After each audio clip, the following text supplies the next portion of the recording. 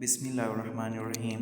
Dear students, आज हमने अपनी 10th बायोलॉजी का जो चैप्टर नंबर 1 है ह्यूमन डाइजेस्टिव सिस्टम वो शुरू करना है। और आज इसका हमने पहला टॉपिक पढ़ना है nutrition and its importance. Topic शुरू करने से पहले बेटा एक बात याद रखिएगा कि जितने भी बायोलॉजी के लेक्चर होंगे हर लेक्चर के लास्ट में आपको टॉपिक से रिलेटेड एमसीक्यूज भी मिल जाएंगे और जितने उस टॉपिक से रिलेटेड शॉर्ट क्वेश्चन है वो भी आपको लेक्चर के एंड पे मिल जाएंगे।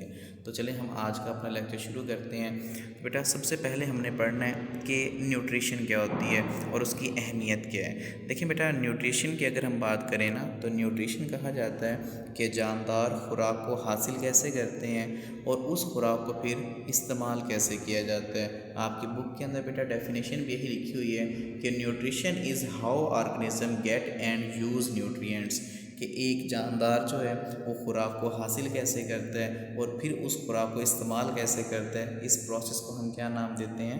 न्यूट्रिशन का नाम देते हैं। अब सवाल ये पैदा होता है कि बेटा न्यूट्रिशन की अहमियत क्या है, यानी ये जो हम खुराक वगैरह खाते हैं इसकी अहमियत क्या है, क्यों खाते हैं। तो अगर इसकी अहमियत की बात करें तो it helps them to grow, stay healthy and prepare their bodies. अगर न्यूट्रिशन की बात करें, न्यूट्रिशन की वजह से बेटा हमारी ग्रोथ बेहतर हो सकती है, हम सेहतमंद रह सकते हैं। और दूसरा, अगर हमारे जिस्म के अंदर कहीं पे तोड़ फोड़ हो जाती है तो नए सेल्स बनाने के लिए, नए टिश्यूज़ बनाने के लिए हमें न्यूट्रिशन की ज़रूरत होती है, खुराक की ज़रूरत होती है। नेक्स्ट बेटा हमारे पास है कि animals including humans can not make their own food, they get it from other organism. अगर हम जानवरों की बात करें या इंसानों की बात करें तो हम अपनी खुराक को खुद तैयार नहीं कर सकते, बल्कि हमें खुराक के लिए पौधों पे इन्हसार करना पड़ता है। पौधे फोटोसिंथेसिस के ज़रिए खुराक बनाते हैं, फिर वो खुराक बना के हमें दे रहे होते हैं। इसी लिहाज से बेटा हमारे पास न्यूट्रिशन की दो इकसाम है। एक है ऑटोट्रॉफिक न्यूट्रिशन। बेटा ऑटो कहा जाता है खुद को, ट्रॉफिक कहा जाता है फूड। तो ऑटोट्रॉफिक न्यूट्रिशन के उस तरीके को कहा जाता है जिसमें जानदार अपनी खुराक को खुद तैयार करता है। जैसा कि मैंने मिसाल दी है कि अगर हम पौधों की बात करें तो पौधे फोटोसिंथेसिस के ज़रिए, यानी सूरज की रोशनी को इस्तेमाल करके, सनलाइट को इस्तेमाल करके वो कार्बन डाइऑक्साइड और पानी के रिएक्शन करवाते हैं और उन रिएक्शन से फिर आगे क्या बनती है? खुराक बनती है। तो पौधे फोटोसिंथेसिस के ज़रिए अपनी खुराक खुद तैयार कर सकते हैं। तो ऐसी न्यूट्रिशन जिसमें जानदार अपनी खुराक को खुद तैयार कर सके उसे ऑटोट्रॉफिक न्यूट्रिशन कहा जाता है। और दूसरी है बेटा हेट्रोट्रॉफिक न्यूट्रिशन। हेट्रो कहा जाता है मुख्तलिफ को और ट्रॉफिक कहा जाता है फूड को। ऐसे जानदार जो अपनी खुराक को खुद तैयार नहीं कर सकते बल्कि खुराक हासिल करने के लिए मुख्तलिफ जानदारों पर इन्हसार करते हैं, तो उन जानदारों को हेट्रोट्रॉफिक कहा जाता है। तो ऑटोट्रॉफिक न्यूट्रिशन में जानदार अपनी खुराक खुद तैयार करेगा, हेट्रोट्रॉफिक न्यूट्रिशन में जानदार अपनी खुराक खुद तैयार नहीं कर सकता बल्कि खुराक हासिल करने के लिए उसे मुख्तलिफ जानदारों से रब्ता करना पड़ता है, वहाँ से खुराक लेनी पड़ती है। नेक्स्ट बेटा हमारे पास है स्टेप्स ऑफ न्यूट्रिशन, कि ये जो खुराक खाने का जो हमारा निज़ाम है, जो सिस्टम है, इसके कितने स्टेप हैं। तो बेसिकली बेटा न्यूट्रिशन के 5 स्टेप हैं। सबसे पहले हमारे पास है इंजेशन। इंजेशन का मतलब ये होता है खुराक को जिस्म के अंदर लेके जाना, इस अमल को इंजेशन कहा जाता है। जैसा कि हम इंसान जो हैं अपने माउथ के ज़रिए, अपने मुंह के ज़रिए खुराक को जिस्म के अंदर लेके जाते हैं, तो खुराक को जिस्म के अंदर लेके जाना इसे हम इंजेशन का नाम देंगे। सेकंड है बेटा डाइजेशन। डाइजेशन कहा जाता है ब्रेक डाउन, तोड़ फोड़ को।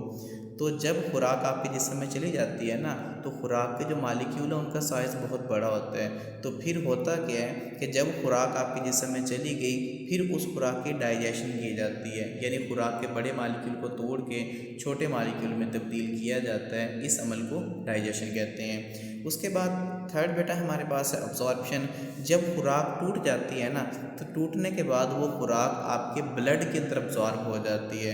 अब ये ब्लड के अंदर अब्जॉर्ब क्यों होगी? इसका फ़ायदा ये होता है कि ब्लड क्या करता है, खुराक को लेगा और इसे पूरी बॉडी के अंदर सर्कुलेट कर देता है, यानी हमारे जिस्म के जितने सेल्स हैं उन सेल्स तक ये खुराक को पहुंचा देता है। तो अब्जॉर्प्शन के अंदर क्या होता है कि जो खुराक टूट गई थी, यानी जो डाइजेस्टेड फूड है उस खुराक को क्या किया जाता है बेटा, अब्जॉर्ब किया जाता है। कहाँ पे भला, ब्लड के अंदर या लिम्फ के अंदर।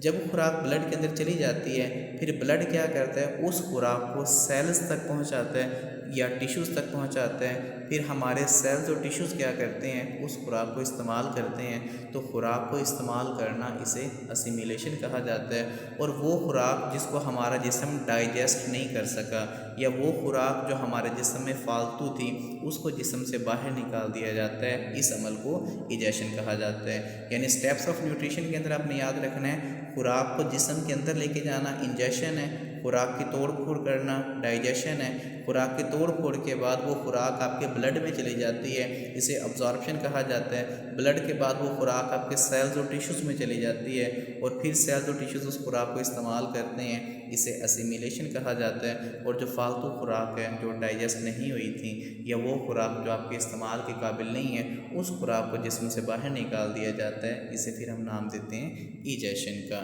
नेक्स्ट बेटा हमारे पास है, और ये सवाल बड़ा अहम है, why do we need digestion. ये जो हम खुराक की तोड़ फोड़ कर रहे हैं, ये क्यों करते हैं, ठीक है जी। तो इसकी रीज़न बेटा ये होती है कि हम जो खुराक खाते हैं ना, तो खुराक हम जो खा रहे हैं वो कार्बोहाइड्रेट्स हो सकते हैं, तो प्रोटीन्स हो सकते हैं, फैट्स या लिपिड्स हो सकते हैं। आम तौर पर जो हम खुराक खाते हैं ना, कार्बोहाइड्रेट, प्रोटीन और फैट्स, बेटा इनका ना साइज़ बहुत बड़ा होता है। और बड़ा साइज़ होने की वजह से ये जो खुराक है, ये आपके सेल के अंदर दाखिल नहीं हो सकती। और जब खुराक सेल के अंदर दाखिल ही नहीं होगी, तो फिर ज़ाहिर सी बात है हम उस खुराक से एनर्जी हासिल नहीं कर सकेंगे। तो फिर होता क्या है कि खुराक के जो बड़े मालिक्यूल है ना, उनको लाजमी तौर पे तोड़ा जाता है। जैसा कि कार्बोहाइड्रेट को तोड़ के हम शुगर बना देते हैं, प्रोटीन को तोड़ के अमाइनो एसिड बना देते हैं, फैट्स को तोड़ के फैटी एसिड बना देते हैं। तो ये बड़े मालिक्यूल हैं। इन बड़े मालिक्यूल को तोड़ के पहले क्या बनाए जाते हैं बेटा, छोटे मालिक्यूल बनाए जाते हैं। जब ये छोटे मालिक्यूल बन जाते हैं, फिर ये मालिक्यूल आसानी से हमारे सेल के अंदर दाखिल हो जाते हैं, और हमारा सेल क्या करेगा, इन खुराक के छोटे मालिक्यूल को इस्तेमाल करेगा, इस्तेमाल करके एनर्जी बनाएगा, और फिर वो एनर्जी हमें प्रोवाइड करता है ताकि हम उसको इस्तेमाल कर सकें। तो ये तो था बेटा आज का टॉपिक। इस टॉपिक से रिलेटेड जो इम्पोर्टेंट MCQs हैं वो भी आपको स्क्रीन पर नज़र आ रहे हैं, और दूसरा इससे रिलेटेड जो इम्पोर्टेंट शॉर्ट क्वेश्चन है बेटा वो भी है यहाँ पे मैंने दे दिए हैं। तो उम्मीद करता हूँ आपको लेक्चर समझ आ गया होगा। अल्लाह हाफ़िज़।